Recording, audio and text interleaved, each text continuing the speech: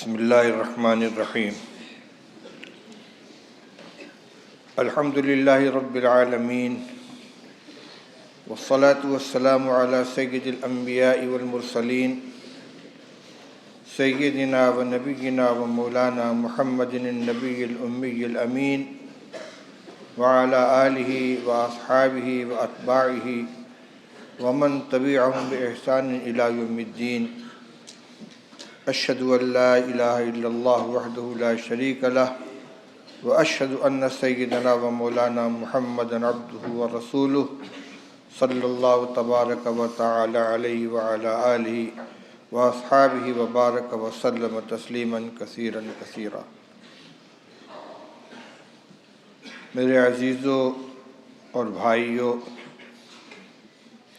دل سجدہ شکر میں جھکا ہوا ہے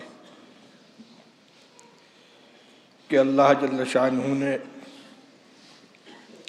محض اپنے فضل و کرم سے ہم کمزوروں کے ذریعے سے اپنے حبیب پاک صلی اللہ علیہ وسلم کی احادیث طیبہ کے اصح ترین مجموعہ صحیح بخاری شریف کی تدریس اور تدرس کا عمل اور کام لے لیا۔ جو مقام ہے احادیث نبویہ کا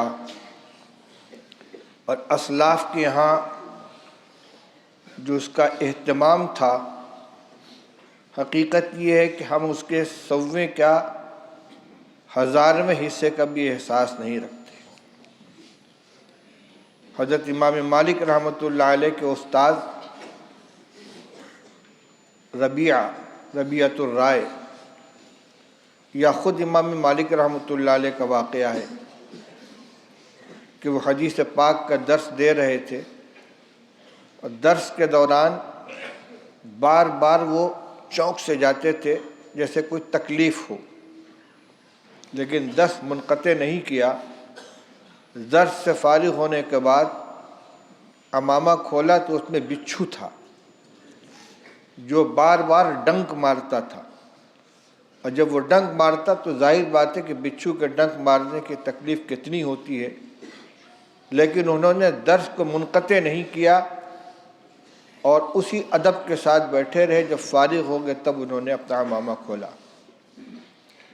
ہم درس کے دوران بات چیت بھی کرتے رہے، مذاق بھی کرتے رہے، ادھر ادھر دیکھتے بھی رہے، ہنسی مذاق بھی ہوتا رہا، اور جس قدر اہتمام اور توجہ کے ساتھ اور جس عظمت و احترام کے ساتھ حدیث پاک کے پڑھنے اور پڑھانے کا عمل ہونا چاہیے تھا، اس میں کوئی تصنع نہیں ہے کہ ہم سے وہ حق ادا نہیں ہوا۔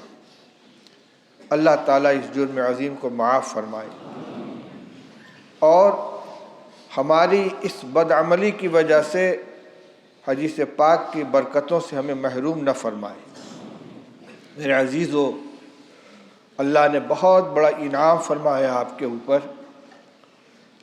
کتنے ہزار تلامذہ، طلباء، متعلمین ایسے دارالعلوم کے اندر آئے اور امتحان دیا، خواہش ظاہر کی کہ دارالعلوم اس کو قبول کر لے، لیکن ان کے مقدر میں یہاں کا داخلہ نہیں تھا۔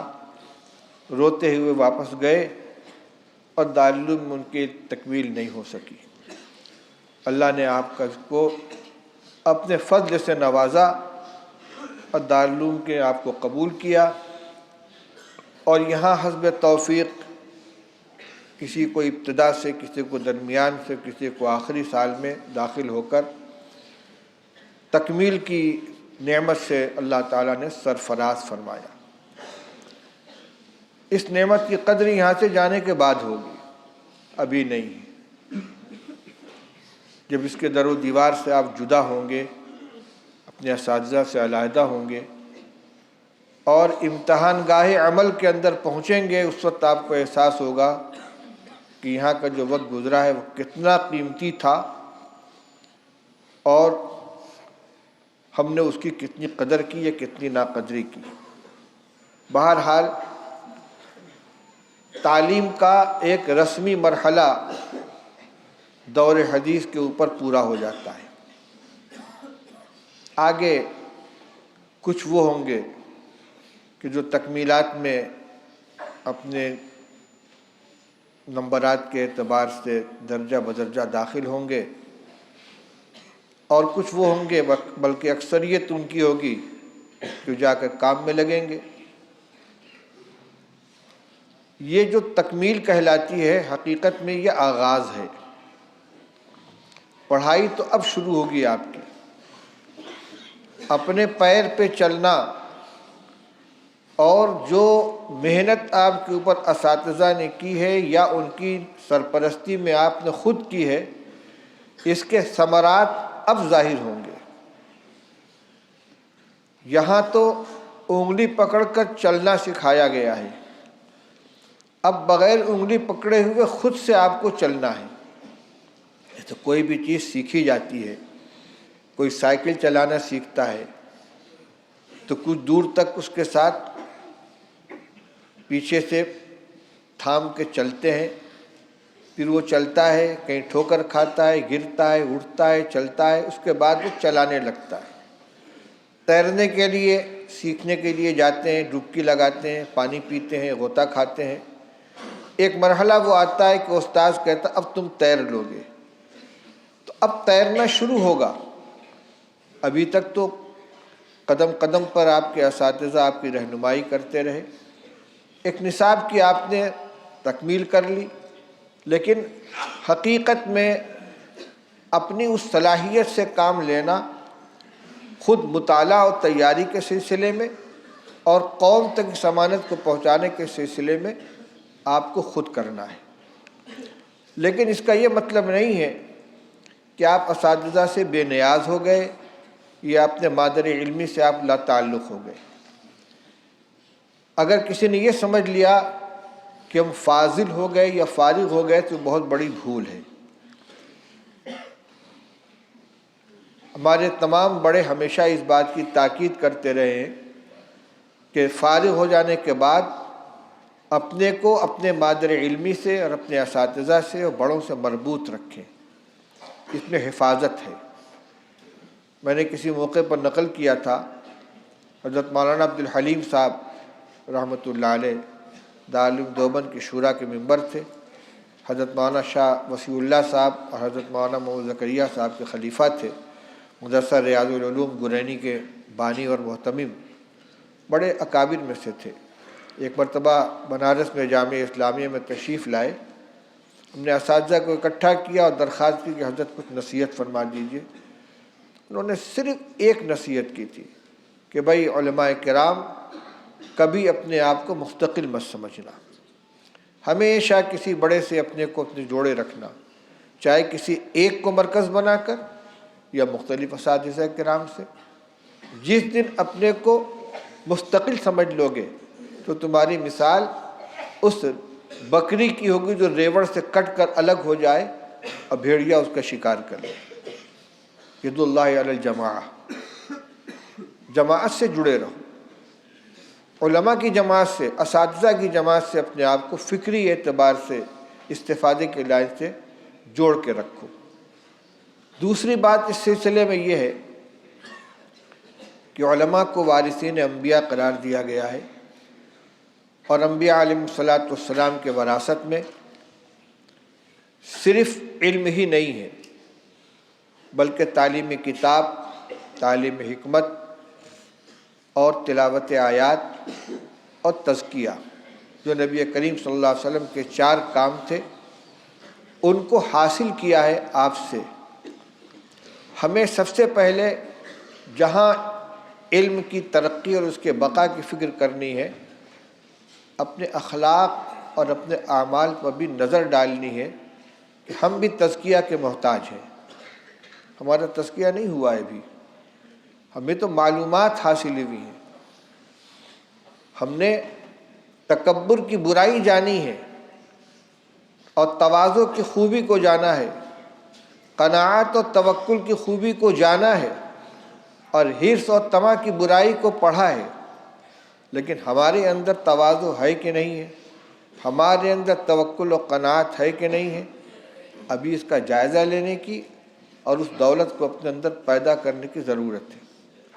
اسی لیے ہمارے تمام اکابر علم کے سمندر اور علم کا پہاڑ ہونے کے باوجود انہوں نے ہمیشہ اپنے آپ کو کسی صاحب نسبت سے جوڑ کر رکھا۔ حجت اسلام حضرت مولانا محمد قاسم نانوتوی رحمۃ اللہ علیہ، حضرت مولانا رشید احمد گنگوئی رحمۃ اللہ علیہ، حضرت علامہ انور شاہ کشمیری رحمۃ اللہ علیہ، پانی دینا، شیخ الہند رحمۃ اللہ علیہ، مفتی عزیز الرحمان صاحب رحمۃ اللہ علیہ، حضرت مولانا اشرف علی صاحب تھانوی رحمۃ اللہ علیہ، ان جیسے اکابر سب کے سب حضرت حاجی امداد اللہ صاحب مہاجر مکی رحمۃ اللہ علیہ سے، یا اور نیچے والے شیخ الہند رحمۃ اللہ علیہ سے، ان کے بعد والے حضرت گنگوئی رحمۃ اللہ علیہ سے، حضرت مولانا خلیل احمد صاحب سے، حضرت مولانا حسین احمد صاحب مدنی رحمۃ اللہ علیہ سے اپنے آپ کو وابستہ رکھتے رہے۔ حضرت میرے استاد و شیخ حضرت مولانا مفتی محمود حسن صاحب نور اللہ مرقدہ، ان کو میں نے دیکھا کہ جب تک شیخ الحدیث مولانا محمد زکریہ صاحب رحمۃ اللہ علیہ حیات رہے، کوئی کام ان کے مشورے کے بغیر نہیں کرتے تھے۔ جامع العلوم کانپور میں وہ مدرسے کے سب کچھ تھے، ناظم، محتمم، صدر، مدرس، مفتی، شیخ الحدیث، سب کچھ تھے۔ دارالعلوم کے مجلس شورا نے ان کو یہاں بلانے کا فیصلہ کیا، ان کے پاس طلب گئی۔ ہمارے جیسا کوئی حریص ہوتا تو معمولی سی آواز کے اوپر بھی لبیک کہہ کے حاضر ہو جاتا۔ انہوں نے فرمایا کہ حضرت شیخ سے مشورہ کروں گا، حضرت نے مجھ کو یہاں بھیجا، جب ان کا حکم ہوگا تو میں آؤں گا۔ دارالعلوم سے حضرت مولانا منظور احمد صاحب نعمانی، حضرت مولانا اسد صاحب رحمۃ اللہ علیہما سہارنپور گئے۔ شیخ الحدیث رحمۃ اللہ علیہ فرمایا کہ دارالعلوم کو مفتی صاحب کی ضرورت ہے، آپ ان کو حکم فرمائیں، وہ بغیر آپ کے حکم کے نہیں آئیں گے۔ حضرت نے حکم فرمایا، تب مفتی صاحب یہاں تشریف لائے۔ حضرت مفتی صاحب کے والد مولانا حامد حسن صاحب حضرت شیخ الہند رحمۃ اللہ علیہ کے شاگرد تھے۔ حضرت نے فارغ ہونے کے بعد فرمایا، مولوی حامد تم نہٹور چلے جاؤ، وہاں پڑھاؤ۔ پوری زندگی وہاں انہوں نے گزار دی، بہت باصلاحیت تھے، بڑی بڑی جگہیں ان کے پاس آئیں، اونچی اونچی تنخواہوں پر۔ کہتے تھے میرے حضرت نے مجھے یہاں بھیجا، یہیں سے میرا جنازہ نکلے گا۔ اخیر میں بیمار ہو گئے، سخت بیمار ہوئے۔ حضرت مفتی محمود صاحب رحمۃ اللہ علیہ نے درخواست کی کہ حضرت گھر چلے علاج کریں، فرمانا میرا جنازہ یہاں سے نکلے گا۔ چنانچہ وہیں انتقال ہوا اور وہیں سے دفن کیے گئے۔ اپنے اساتذہ کے ساتھ یہ تعلق، اور جب بڑوں کا سایہ سر کے اوپر ہوتا تو بڑی ڈھارس رہتی ہے۔ میدان عمل میں آپ جائیں گے انشاءاللہ، اللہ تعالیٰ آپ سے خدمت لیں گے، علم کی بھی خدمت لیں گے۔ ہو سکتا ہے امامت و خطابت کا بھی مرحلہ آئے، ہو سکتا ہے کہ باطل مذاہب اور منحرف فرقوں سے آپ کو نبرد آزمائی کرنی پڑے، اس میں بھی آپ کو ضرورت پڑے اپنے اساتذہ کی رہنمائی اور ان کے تعاون کی، آپ اس موقع پر دریغ نہ کریں۔ دوسری بات، ابھی تک آپ کی ساری توجہ اپنی درسیات پر اور درسیات کے متعلقات پر تھی۔ دوسرے مطالعہ میں عموماً طلبہ کی توجہ ان کتابوں کی طرف ہوتی ہے جو ان کی تقریر و تحریر کی مشق میں معاون بن سکے یا درسیات کی تیاری میں معاون بن سکیں۔ لیکن آپ جب میدان عمل میں جائیں گے اور آپ کو مختلف لوگوں سے سامنا ہوگا، مسائل سامنے آئیں گے، تو آپ کو ضرورت پڑے گی کچھ خارجی مطالعے کی۔ اس سلسلے میں میرا ایک مشورہ یہ ہے کہ اپنے اکابر کی جتنی تصنیفات دستیاب ہو سکے، خاص طور سے اکابر اربعہ حضرت نانوتوی، حضرت گنگوہی، حضرت تھانوی اور علامہ انور شاہ کشمیری، ان حضرات کی جو کتابیں دستیاب ہوں ان کو، حضرت شیخ الہند مولانا محمود حسن صاحب رحمۃ اللہ علیہ ادلہ کاملہ اور ایضاح الادلہ، جود المقل، ان کتابوں کو خرید کر اپنے پاس رکھیں۔ مجموعہ رسائل شائع ہو رہے ہیں، حضرت گنگوئی رحمۃ اللہ علیہ کے رسائل کا مجموعہ بھی شائع ہوا ہے، مولانا چاند پوری کے رسائل کا مجموعہ بھی شائع ہوا ہے جو انعام کے اندر بھی تقسیم کیا گیا ہے، مفتی مہدی حسن صاحب شاہ جہاں پوری کے رسائل کا مجموعہ بھی شائع ہوا ہے، حضرت نانوتوی رحمۃ اللہ علیہ کے رسائل بھی ملتے ہیں۔ ان کے علوم سے آپ استفادہ کریں، ان کتابوں کو اپنے پاس رکھیں، ان کا مطالعہ کریں، خاص طور سے وہ مسائل کہ جو ہمارے مسلک و مشرب سے دوسروں کے ساتھ مختلف ہیں، چاہے ان کا تعلق سنت و بدعت سے ہو، چاہے اولا و غیر اولا کا اختلاف غیر مقلدین کے ساتھ ہو، یا کچھ عقائد کا نظریات کا اختلاف جماعت اسلامی کے ساتھ ہو، یا مستشرقین کے ساتھ ان کا تعلق ہو، یا اس زمانے میں برادران وطن کی طرف سے جو اشکالات کیے جاتے ہیں، ان کی اس سے متعلق کتابوں کو آپ حاصل کریں۔ اور بنیادی بات تو یہ ہے کہ ان اکابر نے جو یہ کتابیں لکھی ہیں تو انہوں نے کسی دوسری کتاب سے استفادہ نہیں کیا ہے، بلکہ وہ علم جو انہوں نے حاصل کیا تھا درسیات کا، اس سے ان کے اندر اتنی صلاحیت پیدا ہوئی تھی کہ اللہ تعالیٰ نے اسی یہ کام لیا۔ اس لیے ان صرف خارجی کتابوں میں مدار آپ کو نہیں رکھنا ہے، بلکہ حدیث کی، تفسیر کی، فقہ کی، اصول کی جو کتابیں آپ نے پڑھی ہیں ان سے بھی آپ کا رابطہ رہنا چاہیے۔ انہی سے آپ کو وہ چیزیں ملیں گی، نکلیں گی کہ جس سے آپ اپنے علمی استدلال کے اندر مدد حاصل کر سکیں گے۔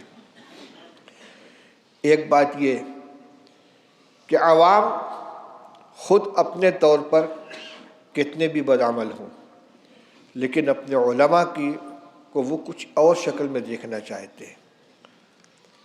آپ کی نماز، آپ کی وضاقتہ، آپ کی مسجد کی حاضری، آپ کے مشاغل پر ان کی نظر ہوگی اور ہونی چاہیے۔ آپ ان کے رہنما بن کر جا رہے ہیں، قائد بن کر جا رہے ہیں۔ کسی عامی آدمی کا پاجامہ اگر ٹخنے سے نیچے ہے تو وہ اس کو اتنی بری نظر سے نہیں دیکھیں گے جتنا کسی عالم کا پاجامہ ٹخنے سے نیچے ہو۔ کسی عام آدمی کا جھوٹ بولنا یا غیبت کرنا ان کے نزدیک اتنا بڑا عیب نہیں بنے گا جتنا کسی عالم کا جھوٹ بولنا یا غیبت کرنا یا بد کلامی کرنا، بد زبانی کرنا ان کو سمجھ میں آئے گا۔ نماز کے بارے میں اگر غفلت پائی جائے گی، عام آدمی کا جرم جس درجے کا سمجھا جائے گا، علماء کو اس سے بہت بڑا ہوگا۔ اسی طریقے سے کن مجموعوں میں آپ کی شرکت ہو رہی، کن تقریبات میں آپ جا رہے ہیں، جہاں رسم و رواج اور خرافات ہو رہی ہے وہاں بھی آپ بیٹھے ہوئے ہیں، میوزک چل رہی ہے، فوٹوگرافی ہو رہی ہے اور آپ بیٹھے دعوت کھا رہے ہیں۔ استدلال میں لوگ پیش کریں گے اگر فلاں کام غلط ہوتا تو فلاں مولانا صاحب، فلاں مفتی صاحب وہاں نہ بیٹھے ہوتے۔ یعنی آپ کی یہ بے احتیاطی دین کو نقصان پہنچائے گی۔ آپ جس جماعت سے وابستہ ہیں اور جس درسگاہ سے فضیلت کی سند لے کر آپ جائیں گے، اگر آپ کے عمل میں، اخلاق میں، معاملات میں کوئی غلطی پائی جائے گی تو یہ دھبا اس کے اوپر لگے گا۔ درخت اپنے پھلوں سے پہچانا جاتا ہے۔ آپ پھل ہیں اس درخت کے، آپ کو دیکھ کر لوگ درخت کے بارے میں رائے قائم کریں گے۔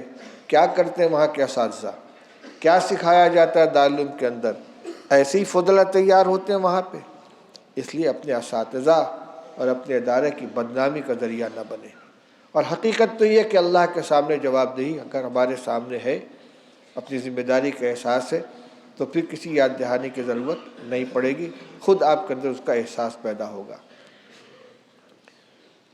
تو میں نے جو بات شروع کی تھی اپنے اکابر کے حوالے سے، اس کی تکمیل کر دوں کہ اپنے اخلاق کی درستگی کے لیے، اپنے اخلاق کے تزکیہ کے لیے ہمارے تمام بڑوں کا یہ طریقہ رہا ہے کہ کسی صاحب نسبت سے رابطہ قائم کر کے اپنی اصلاح کرائیے، اپنے باطن کا تزکیہ، اپنے اخلاق کی درستگی، اپنے معاملات کی درستگی، اس لیے کہ الا من اتی اللہ بقلب سلیم، اللہ کے یہاں جو قلب سلیم لے کر جائے گا وہی سلامت رہے گا۔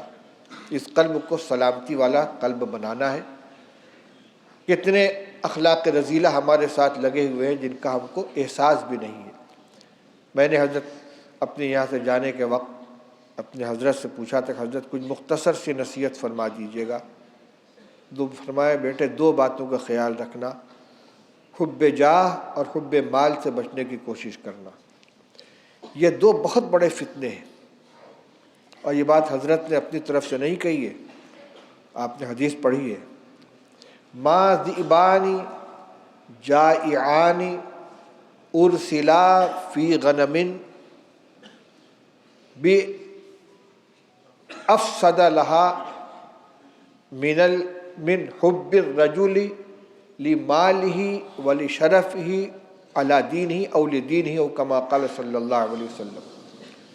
فرمایا کہ 2 بھوکے بھیڑیے کسی بکری کے ریوڑ پر آزاد چھوڑ دیے جائیں، وہ اتنا نقصان اس ریوڑ کو نہیں پہنچائیں گے جتنا حب مال اور حب جاہ آدمی کے دین کو نقصان پہنچاتا ہے۔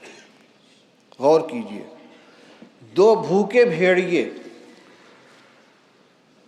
کسی بکری کے ریوڑ میں آزاد چھوڑ دیے جائیں، ایک طرف ان کی تباہی کا تصور کیجئے، ایک کو بھی زندہ نہیں چھوڑیں گے، سب کو چیر پھاڑ کر رکھ دیں گے۔ فرمایا جتنی وہ تباہی مچائیں گے وہ اس سے کم ہے جتنی تباہی حب مال اور حب جاہ کا بھیڑیا آدمی کے دین کو نقصان پہنچاتا ہے۔ اور ہمارے طبقے میں علماء اور فضلاء کے اندر یہ 2 چیزیں اللہ معاف کرے بہت کثرت سے پائی جاتی ہیں۔ مدرسوں میں ہے ہمارا نام نیچے کیوں آ گیا، ہماری موجودگی میں فلاں کو ترقی کیوں دے دی گئی، ہماری تنخواہ میں اضافہ کیوں نہیں کیا گیا، ہماری تنخواہ اتنی کم کیوں رکھی گئی۔ یہی تو حب مال ہے، یہی تو حب جاہ ہے۔ ہم مستحق تھے، ہمیں چھوڑ کر فلاں کو ترقی دے دی گئی، فلاں کو صدر مدرس بنا دیا گیا، فلاں کو شیخ الحدیث بنا دیا گیا، فلاں کو ناظم بنا دیا گیا، فلاں کو ذمہ داری دے دی گئی، فلاں کتاب کا میں مستحق تھا، فلاں کو پڑھانے کے لیے دے دیا گیا۔ اس لیے اگر آپ کسی ادارے میں جائیں اور اللہ تعالیٰ آپ سے خدمت لے تو ایک تو یہ کہ کبھی تنخواہ میں اضافہ کی درخواست خود سے نہ کریں،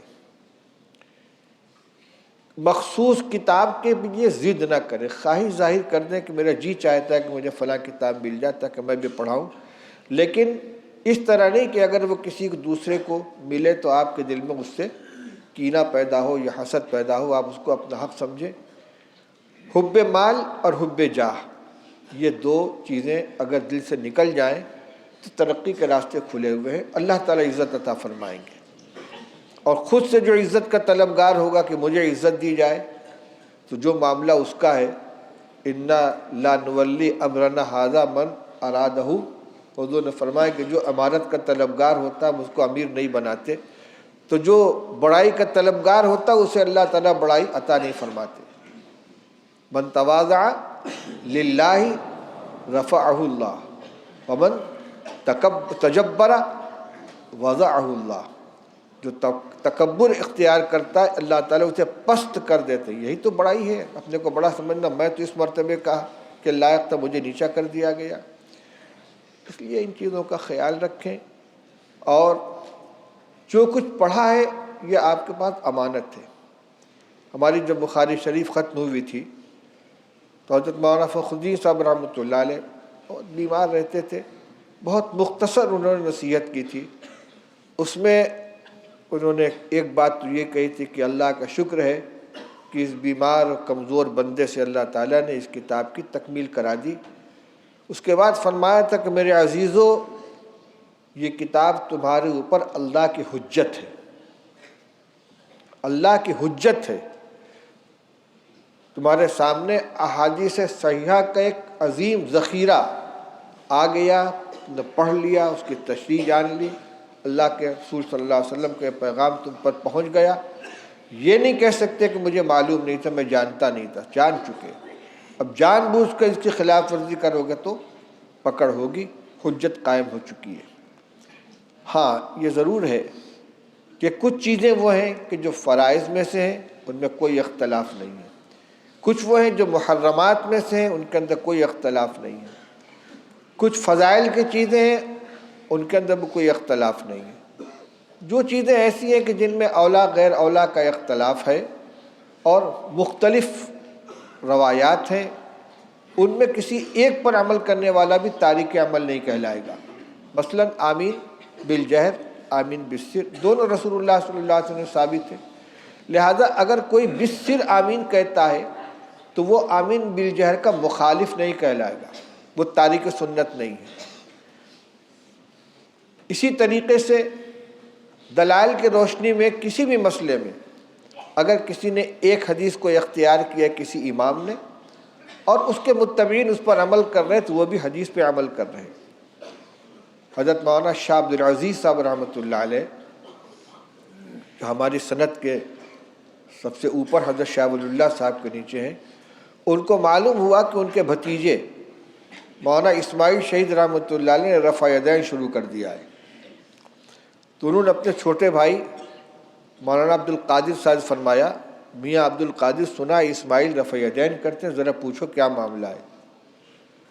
تو انہوں نے ان سے پوچھا، انہوں نے کہا کہ لوگوں نے اس کی مخالفت کی ہے، اس لیے میں سنت کو زندہ کر رہا ہوں۔ جب یہ جواب پہنچا شاہ عبد العزیز صاحب کے پاس تو فرمایا، میں نے تو سمجھا تھا کہ اسماعیل نے کچھ پڑھا لکھا ہے لیکن اسے تو کچھ نہیں آتا۔ مخالفت وہاں کہلاتی ہے جہاں ایک سنت کو چھوڑ کر بدعت کو اختیار کیا جائے، سنت کو چھوڑ کر خلاف سنت کو اختیار کیا جائے، لیکن جہاں دو سنتیں ہوں ایک سنت کو چھوڑ کر دوسری سنت کو اختیار کرنا، یہ ترک سنت نہیں کہلاتا۔ لیکن ہاں ایک بات اور بھی ہے کہ آدمی کو تلفیق کرنے کی اجازت نہیں ہے کہ ہر فرد آزادانہ طور پر کبھی اس سنت کو کبھی اس سنت کو، اس لیے کہ عافیت ائمہ اربعہ کی تقلید کے اندر ہے، تاکہ نفس اور ہوا سے آدمی آزاد رہ سکے اور اتباع شریعت کر سکے، اتباع خواہشات نہ کرے۔ اس لیے میرے اس جملے کا یہ شاہ عبد العزیز صاحب رحمۃ اللہ علیہ کے اس قول کا یہ مطلب نہ نکالنا چاہیے کہ ہم بھی آزاد ہیں اور ہر مسئلے کے اندر کبھی اس پر عمل کر لیا کبھی اس پر عمل کر لیا، بلکہ یہ بتلانا ہے کہ آپ اگر آمین بالسر کر رہے ہیں تو یہ ترک حدیث نہیں ہے۔ تو روایات جو ہمارے سامنے آئی ہیں ان میں جو اخلاق کے سلسلے کی چیزیں ہیں ہمارے اندر وہ آنی چاہیے۔ بھائی یہ فوٹو کون لے رہا ہے؟ بار بار کیمرہ چمک رہا ہے، کون حرکت کر رہا ہے یہاں پہ؟ تو آپ ان تعلیمات نبویہ کے اپنے آپ کو پیکر بنانے کی کوشش کریں تاکہ آپ خود امت کے لیے نمونہ بنیں اور آپ کے عمل کو دیکھ کر لوگ عمل کریں۔ دین قول سے نہیں عمل سے منتقل ہوا ہے، یاد رکھیے۔ اللہ کے رسول صلی اللہ علیہ وسلم نے نماز کے بارے میں کیا فرمایا تھا؟ صلو کما رأیتمونی اصلی۔ کوئی قولی روایت آپ کو ایسی نہیں ملے گی جس میں اللہ اکبر سے لے کر السلام علیکم ورحمۃ اللہ تک پوری نماز کا طریقہ بیان کیا گیا ہو۔ کوئی ایسی روایت نہیں ملے گی جس میں حج کا لبیک سے لے کر اختتام تک طریقہ بیان کیا گیا ہو، بلکہ رسول اللہ صلی اللہ علیہ وسلم خذوا عنی مناسککم، ہو سکتا ہے کہ آئندہ تم مجھے نہ دیکھو، مجھ سے حج کے ارکان کو سیکھ لو۔ حضور کے عمل کو دیکھتے تو لوگ عمل کرتے تھے، اور روایت آپ نے پڑھی ہے عبداللہ ابن مسعود رضی اللہ تعالیٰ عنہ کے بارے میں۔ کسی شخص نے غالباً حضرت حذیفہ رضی اللہ تعالیٰ عنہ سے پوچھا تھا کہ رسول اللہ صلی اللہ علیہ وسلم کے بارے میں کچھ بتائیے، تو انہوں نے فرمایا تھا کہ عبداللہ ابن مسعود کو جانتے ہو؟ ہاں، جب وہ گھر سے نکلے تو ان کے ساتھ ہو جاؤ اور دن بھر ان کے ساتھ رہو، ان کے ہر عمل کو غور سے دیکھو۔ کیوں؟ فَإِنَّهُ أَشْبَهُ بِرَسُولِ اللَّهِ صلی اللہ علیہ وسلم دَلًّا وَسَمْتًا وَهَدْيًا، ہر چیز میں وہ رسول اللہ صلی اللہ علیہ وسلم کے بالکل مشابہ ہیں۔ عبداللہ ابن عمر رضی اللہ تعالیٰ عنہ کی روایتیں آپ نے کتنی پڑھی ہیں؟ جو عمل رسول اللہ صلی اللہ علیہ وسلم نے عادتاً یا اتفاقاً کیا ہے اس کی بھی وہ پیروی کرتے تھے۔ دین اسی طریقے سے آیا ہے کہ اپنے بڑوں کو دیکھ کر چھوٹوں نے عمل سیکھا ہے۔ نماز 7 سال کی عمر میں بچے کو جو حکم دیا گیا ہے پڑھوانے کا، تو 7 سال کی عمر میں مکمل نماز نہیں پڑھتا وہ۔ اچھا، کتنے آدمی وہ ہیں آپ میں کہ جنہوں نے نماز تقریر کے ذریعے سیکھی ہو؟ بھئی بچہ ہے، ابا کے بغل میں کھڑا ہوا ہے، ان کو دیکھ رہا ہے، نیت باندھ رہا ہے، انہیں کو دیکھ کے رکوع میں جا رہا ہے، انہیں کو دیکھ کے سجدے میں جا رہا ہے، عمل سے سیکھا ہے۔ اب اس میں جو غلطیاں اس کی اصلاح کی گئی، نمازی بن گیا۔ آپ کے عمل کو دیکھ کر لوگ عمل سیکھیں گے، اس لیے اپنے آپ کو آپ سفیر بنائیے حضرت نبی کریم صلی اللہ علیہ وسلم کا، نمائندہ بنائیے اپنے اساتذہ کرام کا۔ آخری بات، جو مسلک و مشرب علماء دیوبند کا، اپنے اکابر کا آپ نے پڑھا ہے، دیکھا ہے، اگرچہ آپ اس کی مکمل تفصیلات سے واقف نہیں، یہ بھی ایک شکایت ہے ہمارے یہاں، چونکہ اس پہ زور نہیں دیا جاتا، اور جو دوسرے فرقے ہیں ان کی وہی امتیازات ہی ان کے سب کچھ پونجی ہیں، اس لیے انہی پر سارا زور دیا جاتا ہے۔ کئی آمین رفع دین پہ زور دیا جاتا ہے، کئی قیام و میلاد کے دلائل فراہم کرائے جاتے ہیں، علم غیب اور نور و بشر کا مسئلے کے دلائل فراہم کرائے جاتے ہیں، یہاں بنیادی دینی تعلیم دی جاتی ہے، لیکن بہرحال سابقہ تو آپ کو ان سے پڑے گا۔ تو ایسے موقع پر دو کام، ایک تو خود اپنی جگہ پر آپ مضبوط رہیں اپنے عقیدہ و مشرب کے اوپر، اس وجہ سے نہیں کہ وہ صرف آپ کے اکابر کا مسلک ہے، بلکہ پوری بصیرت کے ساتھ آپ نے اس کو قبول کیا ہے، اور وہ اعدل تمام مذاہب و مسالک پر سب سے زیادہ مبنی بر اعتدال ہے، اس وجہ سے اس کو قبول کیا، اس سے قدم آپ کا ہٹنے نہ پائے۔ دوسری ایک اس سلسلے کے جو دلائل ہیں، جو کتابیں ہیں، ان کا آپ مطالعہ کریں، اللہ تعالیٰ اس کی توفیق عطا فرمائے۔ بھائی حقیقت یہ ہے کہ کتاب پڑھانے کا جو حق ہے وہ ادا نہیں ہوا ہے۔ جتنی محنت ہونی چاہیے نہ میں محنت کر سکا، اور نہ اتنی محنت سے آپ تک اپنی بات کو پہنچا سکا۔ یہ آپ کا حق تھا میرے اوپر، لیکن اس حق کی ادائیگی میں کوتاہی ہوئی ہے۔ میں اگر مگر نہیں کر رہا ہوں، بلکہ اعتراف کر رہا ہوں۔ آپ یہاں سے جا کر معلوم نہیں کون کہاں جائے گا، کس کام میں لگے گا، اس لیے درس و تدریس کے سلسلے میں یا معاملات کے سلسلے میں چونکہ مجھ سے متعلق انتظام بھی ہے، اس لیے ممکن ہے کہ فیصلوں میں اور انتظام کے سلسلے میں کچھ حق تلفی ہوئی ہو، آپ کے ساتھ زیادتی ہوئی ہے۔ عمر کے آخری مرحلے میں چل رہا ہوں، معلوم نہیں اگلے سال بھی یہاں بیٹھنا نصیب ہوگا کہ نہیں ہوگا، اللہ تعالیٰ اس خدمت کو قبول فرما لے۔ لیکن آپ لوگوں کی حق تلفی جو ہوئی ہے، جس میں کوتاہی ہوئی ہے، اس کو اللہ کے واسطے یہیں سے معاف کر کے اٹھیں، دل میں کسی طرح کی ناراضگی یا کدورت لے کر نہ جائیں، اور دعا بھی فرمائیں کہ اللہ تعالیٰ اخلاص کے ساتھ زندگی کے آخری لمحے تک اس خدمت سے وابستہ رکھے، اور آپ حضرات کو بھی اللہ تعالیٰ اپنے دین کی خدمت کے لیے قبول فرمائے۔ دعا میں اپنے تمام اکابر کو شامل کریں، امام بخاری رحمۃ اللہ علیہ، تمام محدثین، تمام فقہا جن کی تصنیفات سے ہم نے استفادہ کیا ہے، نورانی قاعدہ سے لے کر بخاری شریف تک، قاعدہ بغدادی سے لے کر تکمیل افتاء اور تکمیل تخصص فی الحدیث تک، جتنے مصنفین کی کتابوں سے استفادہ کیا ہے یا کریں گے، ان کا احسان ہے ہمارے اوپر، اس لیے ان کے لیے دعائیں کریں، اللہ تعالیٰ ان کی خدمات کا ان کو بھرپور صلہ عطا فرمائے۔ ان کی بات نقل کرنے میں، ان کی مراد متعین کرنے میں، مثلاً ترجمۃ الباب کا مطلب متعین کرنے میں اگر کہیں چوک ہوئی ہے اور ان کی منشا کے خلاف ہماری زبان سے کوئی بات نکل گئی ہے، اللہ تعالیٰ اسے معاف فرمائے اور ان کو اس کا اجر عطا فرمائے۔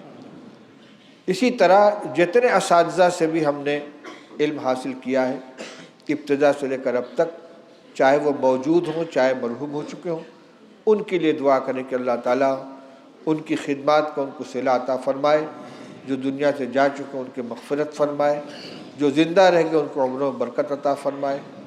دارالعلوم دیوبند جو ہم سب کی مادر علمی ہے، جو ہمارے اکابر کی امانت ہے، اس کے لیے دعا فرمائے کہ اللہ تعالیٰ جملہ شرور و فتن اور آزمائشوں سے اس کی حفاظت فرمائے۔ ملک کے، وطن کے اور برادران وطن کے جو حالات ہیں وہ آپ کے سامنے ہیں۔ دن بدن دائرہ تنگ ہوتا جا رہا ہے، حالات مشکل ہوتے چلے جا رہے ہیں۔ اللہ تعالیٰ اس ادارے کو قیامت تک باقی رکھے، اس کے فیض کو جاری و ساری رکھے اور ہر طرح کے فتنوں سے حفاظت فرمائے۔ دارالعلوم کے تمام وہ معاونین کہ جن کے تعاون سے، جن کے مالی تعاون سے، اخلاقی تعاون سے دارالعلوم اور مدارس دینیہ چل رہے ہیں، ان کے حق میں بھی دعا کریں۔ اللہ تعالیٰ ان کی تجارتوں میں، کمائیوں میں برکت عطا فرمائے، ان کے لیے اس خرچے کو صدقہ جاریہ بنائے۔ رسول اللہ صلی اللہ علیہ وسلم نے ارشاد فرمایا ہے، اذا مات الانسان انقطع عنہ عملہ الا عن ثلاث صدقۃ جاریہ او علم ينتفع به او ولد صالح يدعو له۔ وہ علم جس کا سلسلہ جاری رہے، جس سے نفع اٹھایا جائے، وہ بھی صدقہ جاریہ ہے۔ تو اس کارخانے کو چلانے میں تمام لوگ شریک ہیں، اس کے بانیان، اس کے اساتذہ، اس کے کارکنان، اس کے طلباء، اس کے معاونین، سب کے سب اس قافلے میں شریک ہیں، سب کے تعاون سے یہ ادارہ اور ادارے چل رہے ہیں۔ ان سب کے لیے دعا کریں، کارکنان کے لیے دعا کریں، محبین اور معاونین کے لیے دعا کریں، دارالعلوم کے سلسلے میں جذبہ خیر رکھنے والے محبین کے لیے بھی دعا کریں، اور ہم سب کا کے اوپر سب سے پہلا اپنے نفس کا حق ہے، اپنے لیے دعا کریں کہ اللہ تعالیٰ ہمیں تقوی عطا فرمائے، رضا و خوشنودی عطا فرمائے، دین کی خدمت قبول فرمائے کے لیے قبول فرمائے، اپنے والدین کے لیے دعا فرمائے، اس لیے کہ اس درسگاہ سے وابستہ ہونے میں اور اس مرحلے تک پہنچنے میں سب سے پہلے ان کا احسان ہے۔ انہوں نے آپ کو فارغ کیا اور یہاں تک پہنچنے کے لیے راستہ ہموار کیا، اور جس کے والدین یا ان میں سے کوئی ایک دنیا سے جا چکے ہوں ان کے لیے مغفرت کی دعا کریں، اور جو زندہ ہیں ان کے لیے صحت و سلامتی کی بھی، مغفرت کی بھی، ترقی درجات کی، ان کے عمروں میں برکت کی دعا کریں۔ جن جن لوگوں نے یہاں اس مجمع میں شرکت کی ہے، اپنے دلوں میں آرزوئیں، تمنائیں لیے ہوئے ہیں۔ مشہور یہی ہے کہ بخاری شریف اور حدیث کی کتابوں کے ختم پر جو دعا کی جاتی ہے قبول ہوتی ہے۔ بہت سی پرچیاں بھی آئی ہوئی ہیں، اس میں لوگوں نے اپنی مرادیں، اپنی ضرورتیں لکھ رکھی ہیں۔ بہت سے لوگ وہ ہیں کہ جو آنا چاہتے تھے لیکن چونکہ یہاں اعلان نہیں ہوا ہے اس لیے نہیں آ سکے۔ ان کے دل میں جو خواہشات ہوں، جو تمنائیں ہوں، جو آرزویں ہوں، اللہ تعالیٰ ان کو بھی پوری فرما دے، قبول فرما لے، اور ہم سب کے متعلقین کو، ہمارے اہل خانہ، ہمارے والدین، اہل و عیال، متعلقین، سب کو اللہ تعالیٰ صحت و سلامتی عطا فرمائے۔ ملک کے اندر امن و امان کو عام فرمائیں، خوف و دہشت اور بے اطمینانی کی جو کیفیت اللہ تعالیٰ اس کو ختم فرمائے۔ دعا فرمائیں۔